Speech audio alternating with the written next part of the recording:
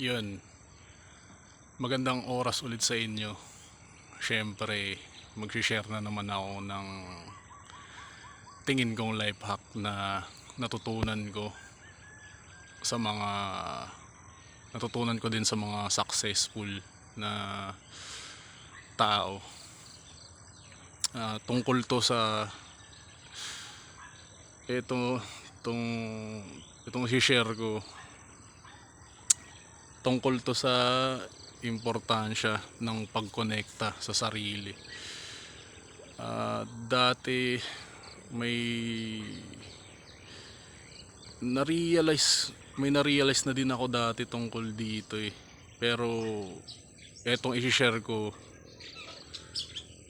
ito nakapagpaalala sa akin. Pero itinuturo nila, yun nga yung pagkonekta sa sarili, yung importansya ng pagkonekta sa sarili. Kung kayo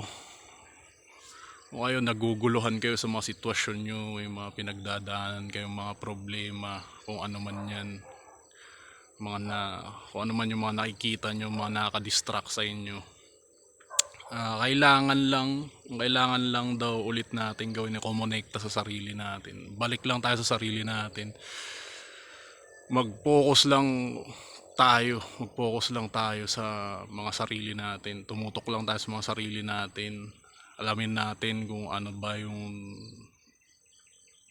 sinasabi ng mga kalooban natin. Tignan natin yung mga totoong naririnig natin o yung mga naiisip natin mga idea sa mga sarili natin. At yun daw, pagka ganun daw yung ginawa, malalaman na din natin kung ano ba yung dapat o tamang gawin. So ayun, share ko lang, baka sakaling makatulong din sa inyo. Ako naniniwala ako makakatulong din sa inyo. Kaya ayun, God bless.